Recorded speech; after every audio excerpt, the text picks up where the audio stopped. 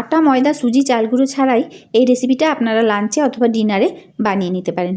আমি একবার ভাজ করে দেখাচ্ছি, দেখুন কতটা নরম হয়েছে। আর এটা যেমন হেলদি সেই রকম টেস্টি। এবার আমি এটা ছিঁড়ে দেখাই, ছেঁড়া দেখেই বোঝা যাবে কতটা নরম হয়েছে। প্রতিদিন যদি খাওয়া হয় তাহলে ওজন কমবেই। আর একবার যদি বানিয়ে খেয়ে দেখেন, দেখবেন আটা ময়দা ছেড়ে এই রেসিপিটাই খেতে ইচ্ছে করবে। খেতে এতটাই ভালো হয়। নমস্কার বন্ধুরা, হেসেল বনলক্ষ্মীতে আপনাদের সকলকে স্বাগত। প্লিজ আপনারা ভিডিওটিকে কেউ স্কিপ করবেন না, আপনারা সম্পূর্ণ রেসিপিটি দেখুন। আর এরকম gluten free weight loss recipe খুব সহজেই বানিয়ে নিন। এই হেলদি রেসিপিটা বানাবার জন্য এখানে আমি 1 বাটি ওটস নিয়েছি। আপনারা যতটা আটার রুটি করেন সেই পরিমাণে ওটসটা নিতে হবে। এই ওটসটা এখন মিক্সার গ্রাইন্ডারের বাটিতে নিয়ে নিচ্ছি। এখন এটা ঢাকনা লাগিয়ে একটু সময় নিয়ে মিহি করে গুঁড়ো করে নিতে হবে। যেমন গমের আটা হয় সেই রকম মিহি করে গুঁড়োটা করতে হবে। দেখুন বন্ধুরা, আমি একবারে মিহি করে গুঁড়ো করে নিয়েছি। একেবারে মিহি করে গুঁড়ো করলে তবে রেসিপিটা খেতে ভালো হবে আর বানাতেও সুবিধা হবে। একটু সময় ধরে গুঁড়োটা করলে এরকম মিহিভাবে গুঁড়ো হবে। এখন একটা চালনিতে ওটসের গুঁড়োটা নিয়ে নিচ্ছি, কারণ এটা চেলে নিতে হবে। এই চেলে নেওয়ার বিষয়টিকে কিন্তু স্কিপ করবেন না, আপনারা অবশ্যই ওটসের গুঁড়োটাকে চেলে নেবেন। দেখুন আমি কিভাবে চেলে নিচ্ছি। যে গোটা ওটসগুলো আছে সেগুলো হাত দিয়ে একটু ভেঙে নিচ্ছি, সেগুলো গুঁড়ো হয়ে যাচ্ছে। আর এইভাবে আমি সমস্ত ওটসটাকে চেলে নিচ্ছি। আর যে গোটা ওটসগুলো শেষে বেরোবে সেটাকে রেখে দেবো, সেটা অন্য রেসিপিতে হয়ে যাবে, ওটসের রেসিপি তৈরি হয়ে যাবে, সেটা ফেলে দেবেন না। বেশিরভাগটা আমার বেরিয়ে গেল, দেখেই বোঝা যাচ্ছে ওটসটা কতটা সুন্দর গুঁড়ো হয়েছে, তাই বেশিরভাগটাই নেওয়া যাচ্ছে, খুবই সামান্য অংশ নেওয়া যাবে না। ওটস খুবই পুষ্টিকর খাবার, এটা ফাইবার, প্রোটিন, ভিটামিন আর খনিজে ভর্তি, তাই এই রেসিপিটা মাঝে মাঝেই বানিয়ে নিতে পারেন। তো দেখুন বন্ধুরা, আমি পুরোটাই চেলে নিলাম, আর এইটুকু চালা যাচ্ছে না, তাই এইটুকু আমি ওটসের অন্য রেসিপিতে দিয়ে দেবো। এটা আর চালবো না, শুধুমাত্র এইটুকুই থেকে গেল। পুরো ওটসটা চালা হয়ে গেল। এখন নিচে একটা বড় সাইজের বিট আগেই ধুয়ে নিয়েছি, আর বিটের ওপরের অংশ আর নিচের অংশটা কেটে নিয়েছি। এখন বিটটার খোসা ছাড়িয়ে নিতে হবে। সাধারণত বিট খুব কমই খাওয়া হয়, কিন্তু বিটেরও প্রচুর গুণ আছে। কিন্তু বিট বাচ্চারা তো খেতেই চায় না, তবে এই রেসিপিটা একবার বানিয়ে দেখতে পারেন। ছোট থেকে বড় অবধি দেখবেন সবাই খেয়ে নেবে, কারণ রেসিপিটাতে বিটের গন্ধ একটুও লাগে না। খেতে এতটাই ভালো হয় যে কেউ না বলবে না, সবাই খেয়ে নেবে, আবার বানাতে বলবে। আর রোজ যদি খাওয়া হয় তাহলে তো স্বাস্থ্যের পক্ষে খুবই ভালো। আশা করি আজকের ভিডিওটা আপনাদের অনেকেরই উপকারে লাগবে। বিটটা ছাড়িয়ে আমি এরকম টুকরো করে কেটে নিলাম, কারণ টুকরো করে কেটে নিলে এটা মিক্সার গ্রাইন্ডারে পেস্ট করতে সুবিধা হবে। এখন যে মিক্সার গ্রাইন্ডারের বাটিতে ওটস গুঁড়ো করেছি সেই বাটিতে বিটটা পেস্ট করে নেব, তাই ওই মিক্সার গ্রাইন্ডারের বাটিতে বিটটা নিয়ে নিচ্ছি আর হাফ বাটি পরিমাণ জল দিয়ে দিচ্ছি। এখন মিহি করে বিটটা পেস্ট করে নিলাম। দেখুন বন্ধুরা, আমি একবার তুলে দেখাই কিভাবে বিটটা পেস্ট করে নিয়েছি। এখন বিটের রসটা ছেঁকে নিতে হবে, তাই সমস্ত বিটটা একটা ছাঁকনির মধ্যে দিয়ে দিলাম, আর চামচের সাহায্যে এর যে জুসটা সেটা বার করে নেব। আর যে ছিবড়েটা বেরোবে সেটা ফেলবো না, সেটা অন্য আরেকটা রেসিপিতে কাজে লাগিয়ে দেবো। আর আপনারা তো সকলেই জানেন বিটেও কত প্রচুর পরিমাণে ভিটামিন, খনিজ আছে, খাওয়া যে কতটা উপকার, তার এই রেসিপিটা আপনারা সবাই বানিয়ে নিতে পারেন। তা দেখুন বন্ধুরা, আমি এইভাবে চামচে করে চাপ দিয়ে দিয়ে বিটের রসটা বার করে নিচ্ছি। আর রসটা দেখে কত সুন্দর লাগছে, এত সুন্দর দেখতে লাগছে মনে হচ্ছে জুস হিসাবেই খেয়ে নিই, এতই সুন্দর লাগছে দেখতে। আমি আজকে এই জুসটা দিয়ে রেসিপিটা বানাবো, আর যে এই ছিবড়েটা থাকছে এটা দিয়ে অন্য একটা রেসিপি বানাবো, এটা বরং আপনাদের অন্য দিন দেখাবো। তাই আজকে আপনাদেরকে শুধু এই জুসটা দিয়ে রেসিপিটা বানিয়ে দেখাই। এবারে বিটের এই জুসটা দিয়ে ওটসের রেসিপিটা বানিয়ে নেওয়া যাক। ওটসের যে গুঁড়োটা করেছিলাম তার থেকে কিছুটা ওটসের গুঁড়ো তুলে রাখতে হবে আগেই, এটা বেলার জন্য তুলে রাখতে হবে।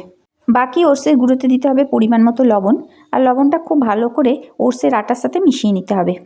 পুরো আটাটাতে খুব ভালো করে লবণটা মিশিয়ে নেওয়ার পর বিটের যে জুসটা বার করেছি সেটা দিয়ে এটা মাখতে হবে। একসঙ্গে পুরোটা না দিয়ে অল্প অল্প করে দিয়ে এটা মেখে নিতে হবে। সাধারণ রুটির যেভাবে আটা মাখা হয় সেভাবেই মাখতে হবে। এটা মাখাটা একটু আলাদা, কারণ রুটি আটাতে বেশিটা জল টানে না, কিন্তু এটা যেহেতু ওটসের গুঁড়ো তাই এতে বিটের রসটা একটু বেশি পরিমাণেই লাগে। মানে সাধারণত জল যে পরিমাণে লাগে আটাতে, এটাতে একটু বিটের রসটা একটু বেশি লাগবে। তো দেখুন বন্ধুরা, আমি কিভাবে মেখে নিচ্ছি। আমি যে ওটসের আটাটা আগে বাটি করে তুলে রেখেছিলাম সেটা এখন এর মধ্যে মিশিয়ে নিলাম, কারণ আমার মনে হলো আজকে আমার যে পরিমাণ রুটি লাগবে এই আটাতে তা কম হবে, তার জন্য আটাটা আমি মিশিয়ে নিলাম। এখন আমাকে বেলে নিতে হবে সিম্পল আটা দিয়ে, গমের আটা দিয়ে, না হলে আবার ওটসের গুঁড়ো করতে হবে। তা আপনারা যদি ওটসের গুঁড়ো দিয়ে বেলতে পারেন তাহলে একটু ওটসের গুঁড়োটা একটু বেশি পরিমাণে করবেন। আর সব থেকে সুবিধা হয় যদি ওটসের গুঁড়ো করে একসঙ্গে করে এয়ারটাইট কৌটোতে ভরে যদি রেখে দেওয়া হয়, এটা অনেক দিন থেকে যায় ওটসের গুঁড়োটা, আর রুটি করার সময় সহজেই বার করে নিয়ে রুটি করে নেওয়া যাবে, তাতে টাইমটা কম লাগে। ওটসের গুঁড়ো কৌটোতে করে করে যদি ভরে রাখা হয় অনেক দিন থেকে যায়, যেমন আটা থাকে, সেটা করে রাখাটাই অনেক সুবিধা যদি এই রুটি রোজ খান। তো দেখুন বন্ধুরা, আমি অল্প অল্প করে বিটের রস দিয়ে এটা মেখে নিচ্ছি। আর এটা যেহেতু গ্লুটেন ফ্রি, তাই কারো যদি পেটের প্রবলেম থাকে, কোনো রকম পেটের প্রবলেম, কোষ্ঠকাঠিন্য বা অন্য কোনো পেটের প্রবলেম যদি থেকে থাকে, এই রুটি যদি খাওয়া হয় রেগুলার, তাহলে সেটা ভালো হয়ে যাবে। তাই আপনারা এই খেয়ে দেখতে পারেন, খুবই উপকারী খাওয়া। তো দেখুন বন্ধুরা, আমি ওটসের আটা কত নরম করে মেখে নিয়েছি, কিন্তু এখানে আরও বিটের জুস দিতে হবে, তাই আরেকটু জুস দিয়ে দিলাম। এটা আরও নরম করে মেখে নিচ্ছি, কারণ এই আটাটা খুবই নরম করে মাখতে হবে, তবেই রুটিগুলো নরম হবে। আর যদি শক্ত করে মাখা হয় তাহলে কিন্তু রুটি টান হবে এবং রুটি শক্ত হবে।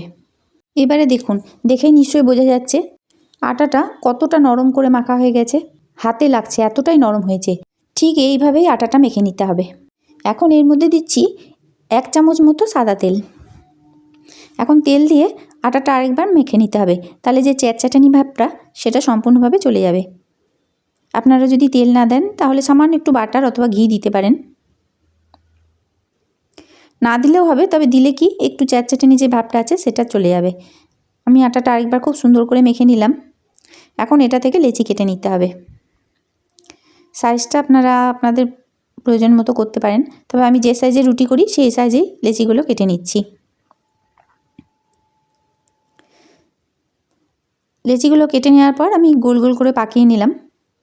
যদি ফেটে যায় তাহলে বুঝতে হবে যে আটাটা আরও মাখতে হবে বিটরুটের রস দিয়ে।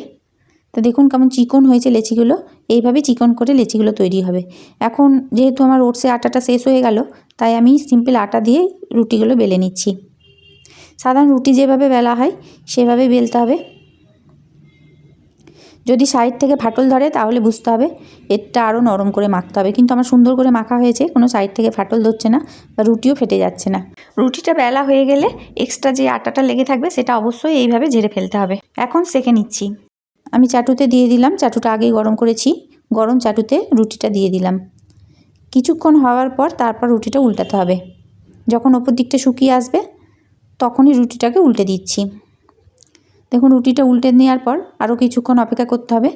যখন এইভাবে শুকিয়ে আসবে তখন রুটিটা আবার উল্টে নিতে হবে। তারপর একটা কাপড়ের সাহায্যে একটু করে হালকা হাতে চাপ দিলেই রুটিটা ফুলে উঠবে। দেখুন কী সুন্দর রুটিটা ফুলে উঠছে, আর এইভাবে ঘুরিয়ে ঘুরিয়ে নিলেই রুটিটা সম্পূর্ণভাবে ফুলে উঠবে। আমার খুন্তি দিয়ে উল্টাতে গিয়ে একটা সাইড একটুখানি ছিঁড়ে গেল, তার জন্য পুরো রুটিটা ঠিক ফুলছে না। একটু করে চাপ দিলেই রুটিগুলো ফুলে উঠবে, কারণ ওই ফাটা অংশটা দিয়ে বাষ্পটা বেরিয়ে যাচ্ছে, তার জন্য পুরোটা ফুলছে না। যাই হোক, আমি এইভাবেই সব রুটিগুলো সেঁকে নেব, কারণ আর রুটি সেঁকা দেখাতে গেলে ভিডিওটা অনেক বড় হয়ে যাবে। রেসিপিটা যদি আপনাদের ভালো লেগে থাকে তাহলে প্লিজ লাইক, শেয়ার, কমেন্ট করবেন। এই রুটিটা আমার সেঁকা হয়ে গেল। সমস্ত রেসিপি দেখার জন্য হেসেল বনলকীর তরফ থেকে অসংখ্য ধন্যবাদ।